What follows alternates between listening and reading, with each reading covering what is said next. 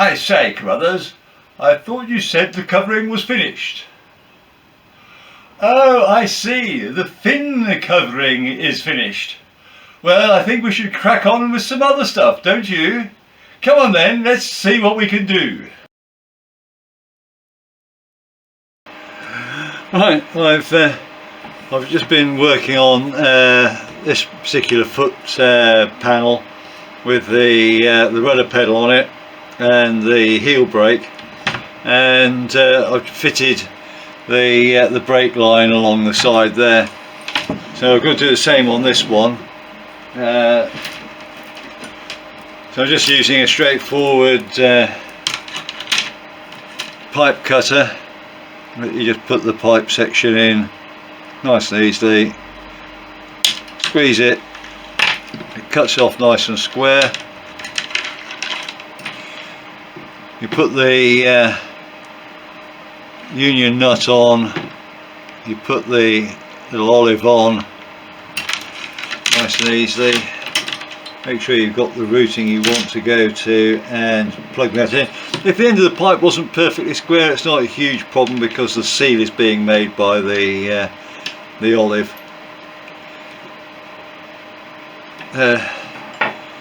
Tighten the union up. Now, I haven't got a torque setting for these, so it's very much it feels about right. There's no need to go mad, just make sure you've got it nicely gripped and you're there. And then I've got these M4 countersunk screws which I'm using, and these plastic P-clips which I already pre-set up the holes down the side to take these. And when they're tightened up, the brake pipe can actually slip up and down a little bit through them, which is not a major issue. It allows for a little bit of flex. It's one of the funny things about washers. Majority of washers have got like a nice rounded face on one side and quite a sharp edge on the other.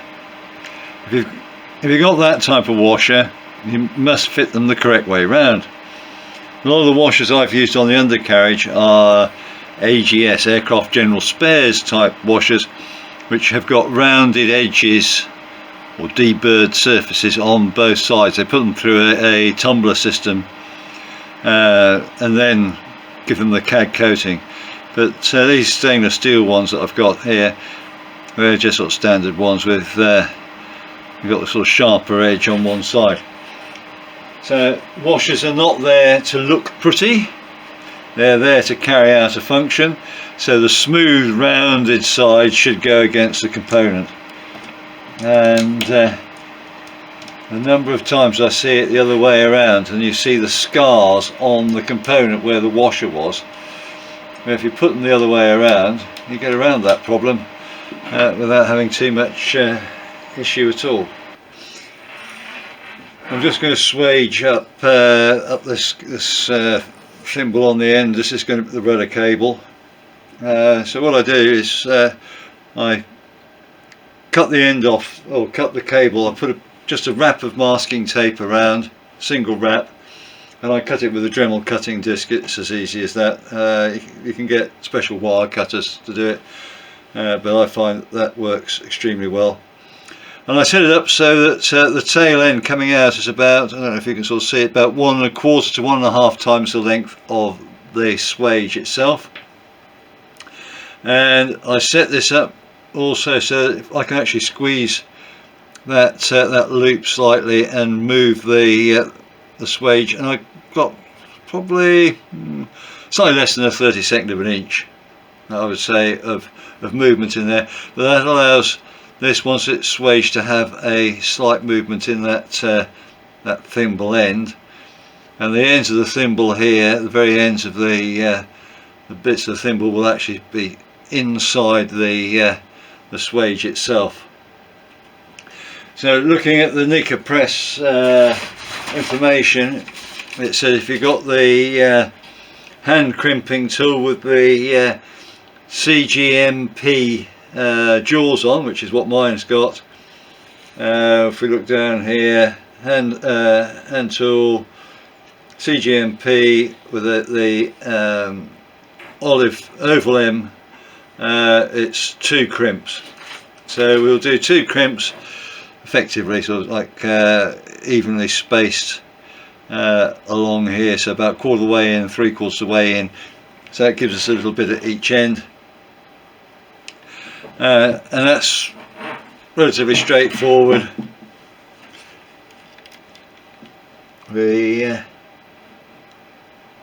Make sure you've got it set up nicely in the jaws, make sure you've got a suitable amount sticking through, and I do the end closest to the thimble. As I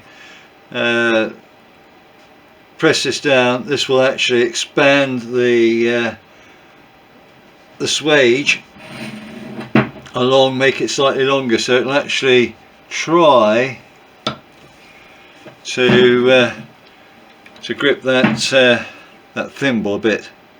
And the ends of the thimble are now inside there. It's expanded a little bit, but there's still just a little bit of movement there. I'll now take off the my little retainer.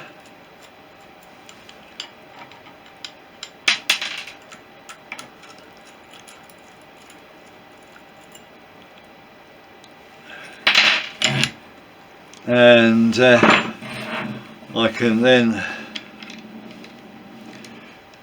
do the second swaging.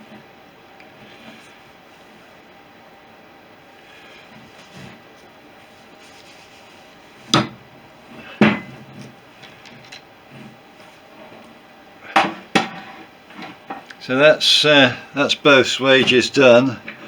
And you can sort of see it's that the swage has grown in length by probably 1/8 of an inch.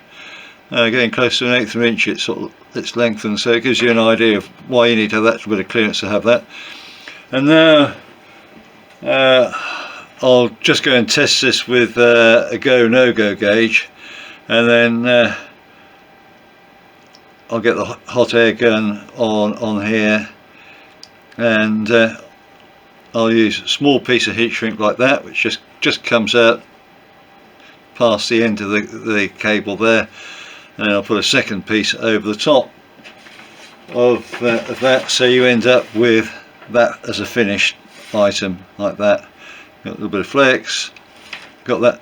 And the reason for not going over this lot with the heat shrink is you want to be able to see what's going on within the crimp, corrosion for your annual inspections and whatever. So there we go. That is a completed knicker press eye end. Okay, so there's the pedal assemblies in position. The only thing that's missing at the moment is the stops, which are going to go in here just to hold the pedal to there for the maximum travel. So I've just got to put those into position. But we've got the master cylinder here for the heel brakes, going with the pipe going down and through the sort of secondary floor over there, all held up with P-clips. And we've got the rudder cables going through their various fair leads going to the back of the aircraft. Okay, so this is the basic mock-up of the screen from the inside looking forward. The framework here should not be particularly visible. Might be slightly visible. I've got a little extension here with it kinked up. The idea is I can get my hands around the tubes here to be able to lift myself in and out of the cockpit itself. So I need that bit of something to grab hold of, because the sides here just aren't sort of strong enough for doing that, and they're too high up for me to actually lever myself out of the seat So I can actually grab the cabanes. That should do that. And the side screen here should, in theory, give quite a reasonable amount of view. I've got a few little bits I've just got to sort out to get the fit just the way I'd like it to be. And of course I've got the other side section to mock up. But yeah, this bit here should just give me a little bit of protection. If you don't have that there, there's quite a venturi going through the centre here between the wing and the screen, so you probably end up with a lot of turbulence and draft in the face. Talking to somebody who used to have an Isaac's Fury biplane, they said the screen was just too low and the venturi used to bring the airflow straight into their face, almost putting their headsets off and things like that. So that hopefully we'll sort that. So the metal framework will come up to here, it'll come around here and around there. I'm not planning at the moment to put a metal frame back on the rear edge there. Well, I've masked up the side here and applied the Oratex glue to start working this sort of rear section.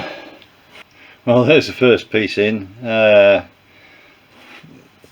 It's not really doing a great deal. The idea behind this piece here is when there's a cover over the side, you can actually see through where the elevator crossover piece goes through, and so I don't want to have that just straight open to the weather, so I've put this on.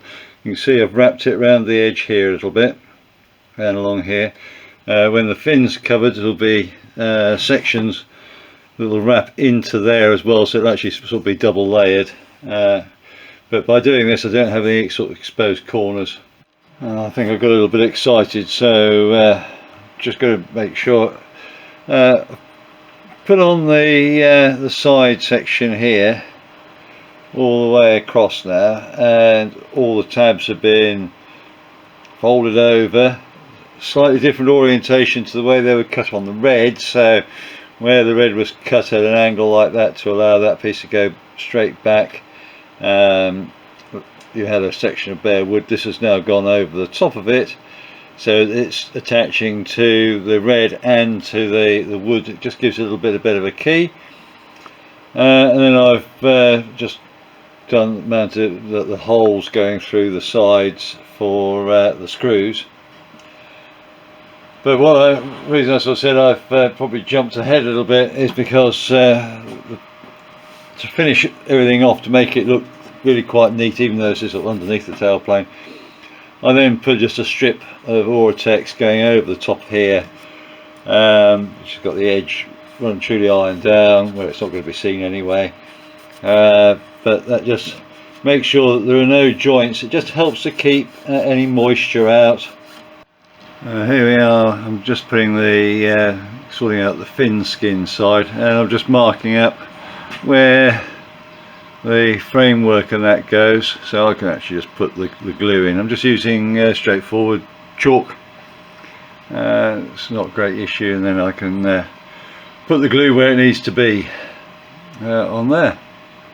Well, there it is, the basic glue areas to go in, and I'll go around the outside of this lot about that wide, around the outer perimeters, just so I've got enough there to make sure I've got a good bond area for the extra little bits and twiddlies that we've got to deal with. So there we go, and then the excess material which will be left over we'll use for whatever we can use it for. Probably just about enough to do some of the access panels. Skin just held in place at the moment with clamps, so I can get around. What I'm going to do is I'm going to tack it along the back edge here, and then along the top. Get the you can get clamps and bits and pieces off as much as I can. I'll then try and trim this so it can meet down here a little bit, and work my way around and do something similar on this side. Once I've got the two sides sorted out, and this front corner here where it'll have like a fan of pieces coming out, I'm going to try to radius it out as much as I can with heat and things, but it won't come all the way out to here like that, so it'll be, yeah, that'll be fanned out, and we get all wrapped around underneath and everything else. We should be good to go. I'll then shrink back in all the sort of panel areas as best I can. Do the full shrink on the low temperature to get everything to sit down before I then really get the leading edge and that sorted out, and do a final shrink on both sides together. It's no good doing it on one side, otherwise you end up with a fin that sort of goes bent one way and it tries to bend it back. So I want to shrink fairly equally on both sides, not to put a lot of stress and strain on the fin. There's the basic first side. Oh, I've got a little bit of a wobble there, but that's okay, it's going to be covered over as well. It's tacked along the outer edge, along the top, along the back here, and along the bottom here. So all good now is I've just got to put some masking tape onto these lines, and that to apply some extra glue, and then I'll carry on the sort of wrap around for the other side. Oh, there we have the fin covered. I'm quite sure that the streak is appearing. There we go, nicely covered. Well, I think it's nicely covered anyway, all the way around. Okay, here we have the rudder hinges fitted. You can't see the tail ends of the screws on this side because they're just slightly shy of flush with the head of the T-nuts, which are just slightly, very slightly proud. They're slightly sunken in, but they're slightly proud on the wood, and their thread length takes it through pretty much to where the hinge is. So they're quite long T-nuts, these ones. On this side I've got countersunk screws fitted into Tinnerman washers. I'm going to say something here really important. If you're making wooden aircraft and you're putting countersunk screws into major structural areas like this, you really must use sort of Tinnerman washers. What you do is you countersink the surface of the wood, so that the Tinnerman washer, the countersink of that is loose. It doesn't actually meet the wood. The edge of the Tinnerman washer is what's actually doing the gripping for us, and then the countersunk screw is fitting into the Tinnerman washer, so it's a pure clamping force. If you just put a countersunk screw in, or if you make the countersink just a perfect fit on the Tinnerman washer, as the wood expands with moisture or something like that, you could split the wood because it's got that taper wedge being driven in to the surface of the wood. So should always be counterboard, or countersunk rather, slightly oversized. The Tinnerman washer goes on, and then it's that flat face of the Tinnerman washer which is actually doing the clamping for us, and the countersunk screws inset there, which means that we've got quite a smooth, nice sort of setup there. Now this very top one up here, we've got plates and things. We've got another one goes on there, plates going on that will hold the cables going down to the tailplane. Both side covers are done same way as I did the lower access panel. So link in the up here for you to have a look at that video if you so desire. You need to know how to do the panel covering, but it's not too bad. Well, that's it for this week. We've got the back end covering sorted out and the fin covering finished, and the 2 forward access panels covered with the leftovers. So not too bad. We'll see how we get on in the next video. So keep well, look after yourselves. Bye now. Thank you for watching. If you enjoyed the video, please hit the thumbs up. You can subscribe or even hit the little bell notification for future videos. Any comments would be appreciated, and I'll try to get back to you as soon as I can. Remember, go fly and feel the sky.